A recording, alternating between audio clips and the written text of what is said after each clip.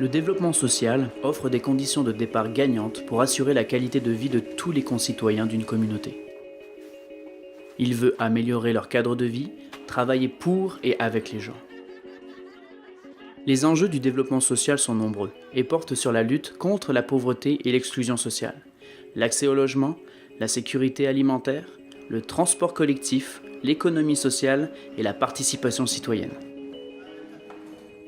Le développement social a aussi à cœur les saines habitudes de vie, la persévérance scolaire, l'insertion socio-professionnelle, la conciliation famille-travail, les conditions de vie des aînés, l'itinérance, l'égalité, les personnes handicapées, les communautés culturelles et la revitalisation de quartiers.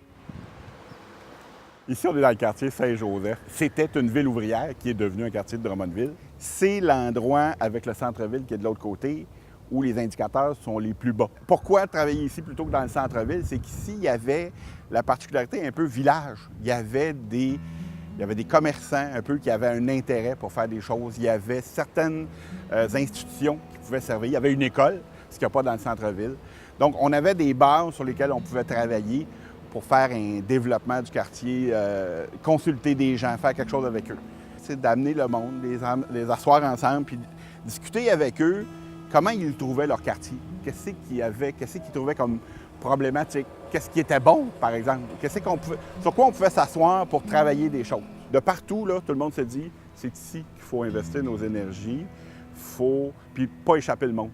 Puis en même temps, il faut les embarquer là-dedans. Pas le faire pour eux autres. C'est pour ça que le comité de citoyens est embarqué dans toutes ces réflexions-là. Le comité de développement social Centre du Québec, c'est une grande table de concertation qui réunit 23 organisations. Dans le concept du développement social, il y a celui de l'intersectorialité. Donc, c'est des organisations qui viennent de toute provenance. Et aucune d'elles n'a le mandat du développement social. Donc, il a fallu s'élever tous et chacun au-dessus un peu de sa mission et de définir des préoccupations qui sont communes les uns aux autres. Et c'est l'addition de leviers, l'addition de ressources, l'addition de moyens qui fait en sorte qu'on peut multiplier les actions, qu'on peut pérenniser les actions, qu'on peut avoir beaucoup plus d'impact et d'effet sur ce qu'on veut faire au niveau de certaines problématiques sociales. Le projet Bonne Boîte, Bonne Bouffe Lanaudière est un projet qui travaille sur deux volets. Le volet d'accès aux aliments via un projet de groupe d'achat collectif pour individus et le projet de développement des compétences culinaires et nutritionnelles des personnes. Le volet accès aux aliments avec le groupe d'achat vise à rendre accessibles et abordables les fruits et légumes frais de première qualité. Donc, on livre des boîtes de fruits et légumes aux collectivités via des points de chute. Bonne Boîte, Bonne Bouffe est ouvert à tous, mais on vise principalement les personnes vulnérables, donc des personnes à faible et modeste revenus. On est allé chercher des partenaires particulièrement en lien avec l'alimentation.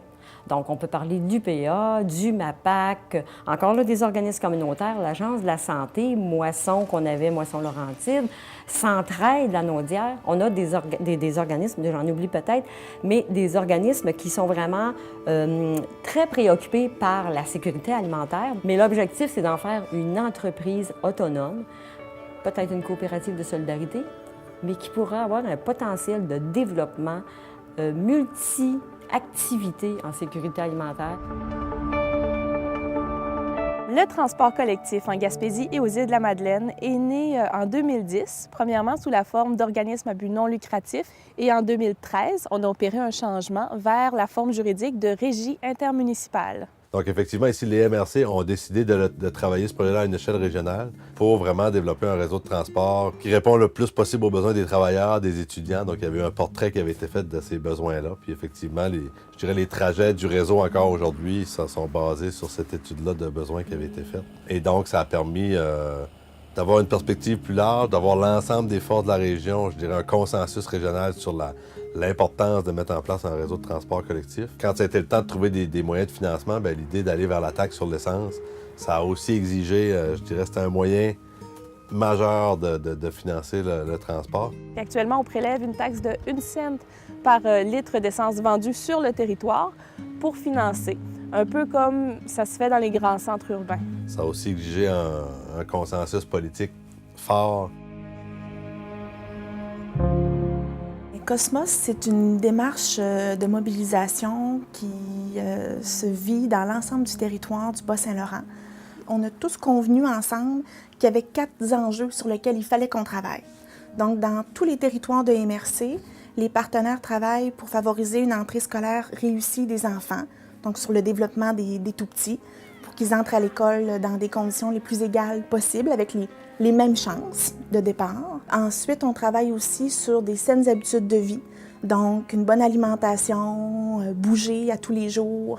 On travaille aussi sur la persévérance scolaire, puis on travaille aussi sur l'intégration socio-professionnelle, donc pour des jeunes qui présentent des problématiques psychosociales ou qui ont décroché.